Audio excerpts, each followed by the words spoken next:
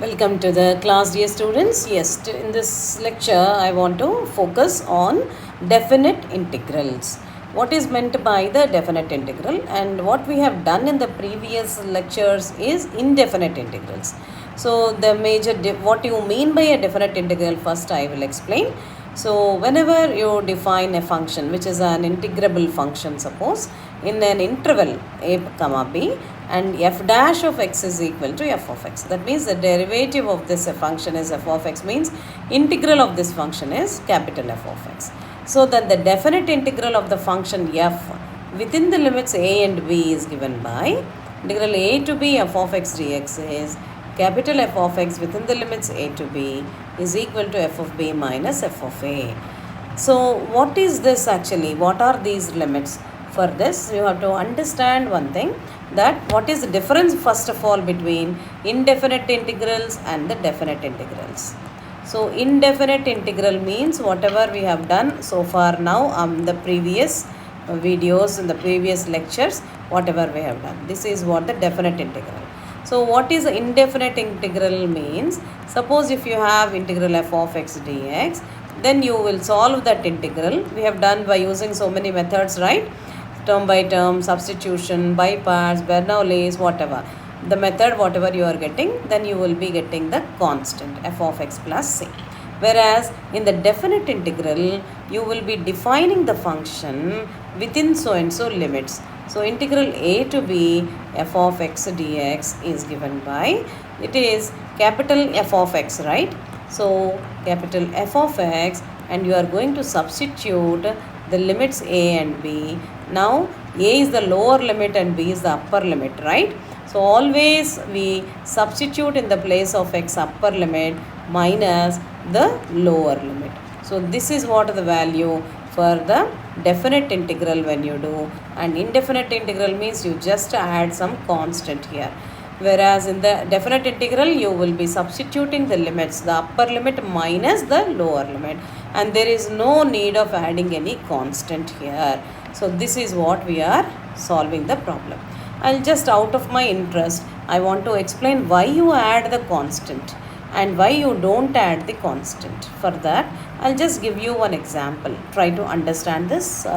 So now, for example, why we add the constant after doing the integration?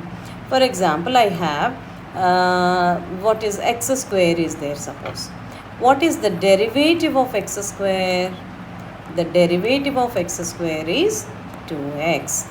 So whenever integration is the reverse of differentiation, okay?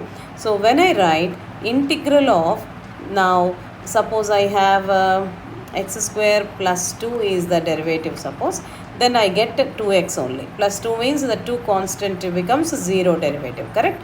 Now when I go back, that means finding out the integral of 2x, suppose. What is the integral of 2x? It is 2 times of x square over 2, and 2 gets cancelled. I get x square. Suppose if I don't add the constant, what is happening? I have to get back my value function, right? X square plus 2 I should get. But I got only when you integrate this value to x, I got only this value, correct? So plus some constant, if you write, that constant may be whatever. It doesn't affect your differentiation, but it definitely affects your integration when you go back and doing. I hope you could understand. So that is the purpose why you add the constant after after the integration. So this is what we use. Whereas when you do the definite integral, you will just substitute the points here. So no need of adding the constants. Is that clear, all of you? So now let us go to do some of the properties of this particular definite integrals. So whenever you write down, some properties are integral of a to b f of x dx is there, suppose.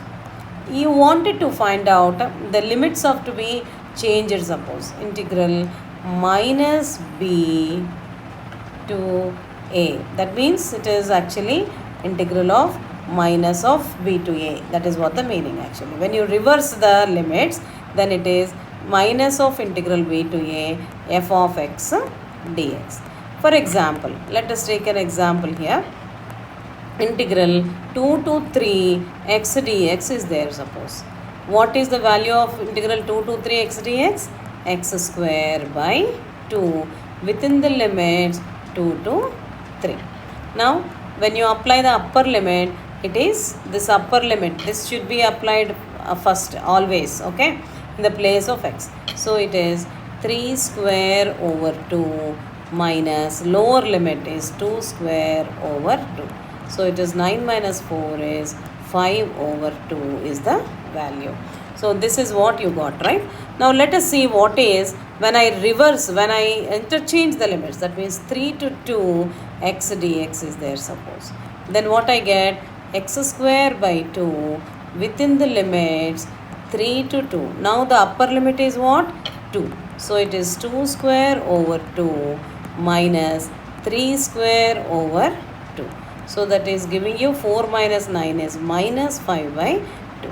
I hope you could understand why when the limit is here it is 5 by 2 you got. When I interchange I got it as minus 5 by 2. So that is why the value of integral a to b f of x dx is minus of integral b to a f of x dx. That means if you are interchanging the limits, there will be minus will be assigned into the problem, into the integration. I hope it's clear, first property. And then let us go to the property number 2. Property number 2. So what is that property number? Is suppose if you have integral of f of x dx and the same limits are there, a to a suppose, then the value becomes a 0 always. And then you have the property number 3 it is. So that is, suppose if you multiply with a constant k to the function f of x dx, suppose, and of course the limits are from a to b. Even how you have done it in the indefinite integral, in the same fashion here also you can take k outside and do the integration and put the limits. That can be done. And then even if you take the sum or difference between the two integrals, then it is the sum of the integrals. That means integral a to b f of x plus or minus g of x dx is there, suppose. Then you can split this as integral a to, how you have done in the term by term integration. In the same process you can split this by using the limits integral a to b g of x dx. So this is the fourth property. And then the fifth property, this is a very important property where I have a limit from a to c f of x, a to b f of x dx, let us say, a to b f of x dx plus integral b to c f of x dx. This is called addition property actually. This gives you integral a to c f of x dx. So for all these, let us have some problems, examples, because in the property 1 we have understood one example. Same way, I just take one more example here. As for example, if the question was asked that integral 2 to 2 f of x dx, what is this value? Whenever you say the limits are both of them are the same, then it becomes a 0. Now for this, let us see what is the example. Suppose I have 5 times of x cube, your f of x is x cube, suppose. Then it is f of x is equal to x cube dx is there, suppose. Then how we do? We take 5 outside and do the integration x cube dx, and whatever the limits, the limit is from 1 to 2, let us say, the same limits, but we will change we will just send the 5 outside. I hope you can understand this. This is no big difficulty. With integral of a to b same f of x dx plus or minus integral of a to b g of x dx. There is no need of giving an example here. But if you have now, for example, I have integral 0 to 2 some function, let us have some e power x dx, f of x is e power x, let us say, plus integral 2 to 3 e raised to x dx is there, suppose. Then it must be equal to what? Integral 0, the first integral, the first limit, 0 to 2 and 2 to 3 it is. So it will be 0 to 3 e raised to x dx. That is the way of writing the properties. I hope it's clear. So if like this, if any of the problem, like suppose I have a function from 2 to 5 f of x dx, the value is something like 5 or something, and I have integral 0 to 2 f of x dx is equal to some, let us say some 10 suppose. Then what is integral 2 to 5 f of x dx? So how to do this problem now? Can you get it? So how to solve this? Actually what it is, 0 to 2 and 0 to 2 and 2 to 5 is given. He was asked to find out what is 0 to 5, not 2 to 5, 0 to 5 it was asked suppose. So 0 to 2 plus 2 to 5 is 0 to 5, correct? So it is 10 plus 5 which is 15. Like this you have to write down the problems. I hope it is clear. So let us now have some examples, some more examples.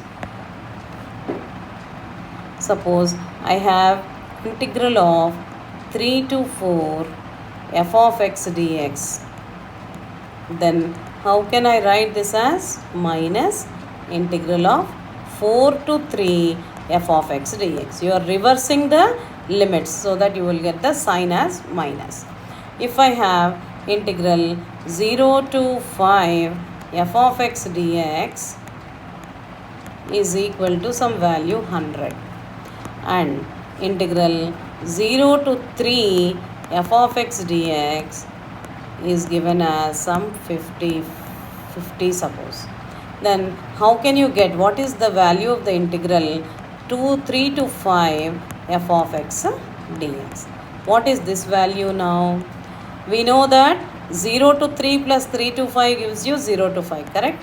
What we know, integral 0 to 3 f of x dx plus integral 3 to 5 f of x dx is equal to integral lower limit is 0, upper limit is 5 f of x dx. Is that clear? So 0 to 3 plus 3 to 5 gives you 0 to 5. Now he has given you this function. What is this value? 0 to 5 f of x dx is this value which is given as 100, and 0 to 3 f of x dx is given as 50. So this value will be 100 minus 50. I hope it's clear. So this value 3 to 5 is how much means integral 3 to 5 f of x dx is given by integral 0 to 5 f of x dx minus integral 0 to 3 f of x dx. So now 0 to 5 means it is 100 given. 0 to 3 it is given as 50. So therefore 3 to 5 is given as 50. Is that clear all of you?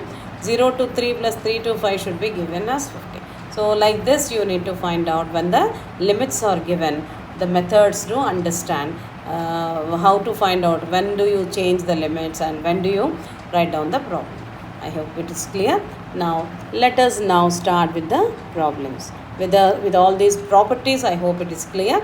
So let us now start with the problems, fundamental problems now. The basic problems we'll be doing. So the first problem is find the value of the integral minus 2 to 4 x by 2 plus 3 dx. So this is there suppose. Then how will you do this? This is given by, this is term by term integration. We are using the methods of integrations only. Only the thing is the substitutions, the limits substitution only extra it is. So integral of x by 2 means x square by 2 into 2 plus integral 3 means 3x. Now you are going to substitute the limits from minus 2 to 4.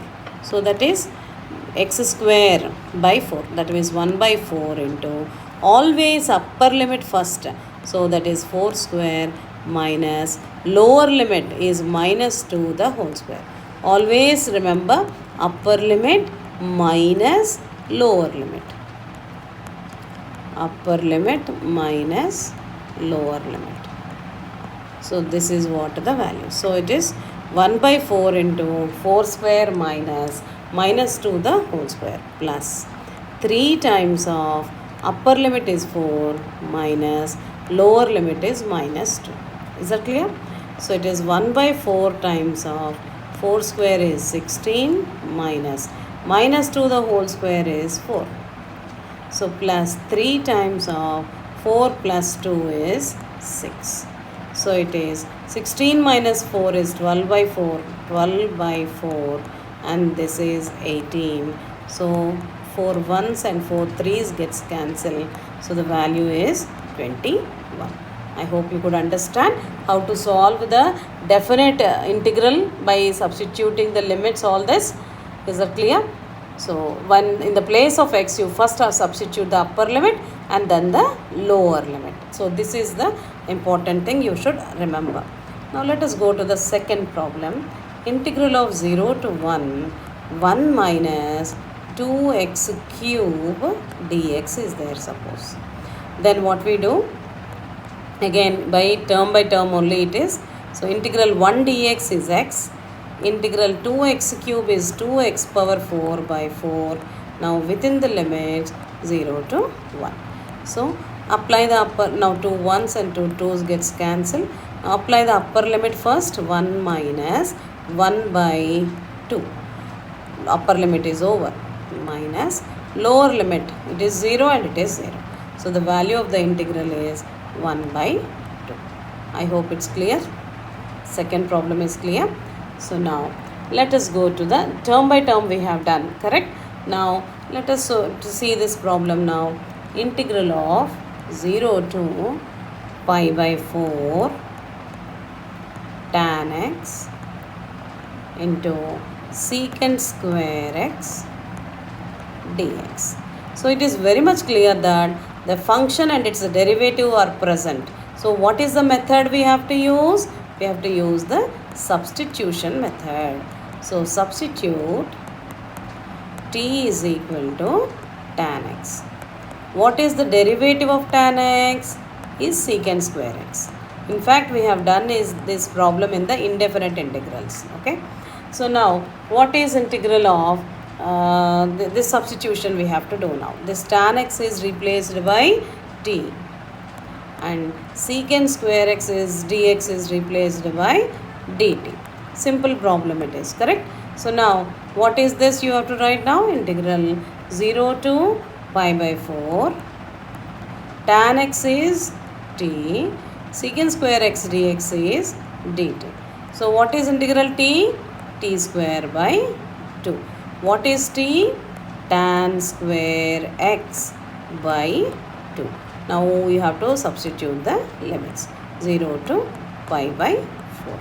Now what is the value? 1 by 2 you take it outside. This 1 by 2 is there now. Take it outside and put the values. Substitute the values as tan square. Upper limit is pi by 4 minus tan square. Lower limit is 0. Is that clear? The place of x you have to replace the upper limit minus the lower limit. So now I hope you know the values of tan pi by 4. Tan pi by 4 value is 1. Tan of pi by 4 value is 1. You should remember that. And tan 0 is 0. Okay. So now 1 by 2 into tan pi by 4 is 1. So 1 square is 1 minus tan 0 is 0. So the value of the integral is 1 over 2. The value of the integral is 1 over 2. So the substitution is also done. Term by term, by using term by term we have done, and used the rows, used the limits, and similarly substitution also we have done using the limits. Now let us go to the next problem. Integral 0 to 3 x e raised to x dx. Now can we do this problem by using the term by term? I hope all of you know we cannot write this as integral of x into x dx into integral of e raised to x dx. You are not supposed to do like this, correct? Whenever there is plus or minus, suppose, then only you can do. When there is product, we cannot do like this. I hope all of you know this. So now you have to use it is not by using term by term, and there is no a function and its derivative here. So it cannot be a substitution also. So we have to use by parts only. So what is the formula for by parts? Integral of u dv is uv minus integral of v du. But here you observe the algebraic function is present here. What is the algebraic function? X. When there is algebraic function, you can use the Bernoulli's. So we use Bernoulli's. By Bernoulli's, we have to Bernoulli's rule, we are going to find out the solution. So what is u here? According to Eilert, x is u. And what is dv? E raised to x. Now x derivative is 1 and 1 derivative is 0. E raised to x derivative is e raised to x. Again its integral is e raised to x. Now what we have to do? We have to multiply this with this and this 1 with this. So now let us write down the terms, that is x e raised to x minus e raised to x plus the constant. But here it is a definite integral, so no need to add the constant. Is that clear? So limits are from 0 to 3. Now first apply the upper limit here. In the place of x replace 3. X 3 e power 3 minus e power 3. Upper limit is over. Minus lower limit. Lower limit means this is 0 into e power 0, which is 0, minus e power 0, which is 1. Clear all of you? So that is 3 e raised to 3 is minus 3 is 2 e raised to 3, and minus of minus is plus 1. So this is the solution.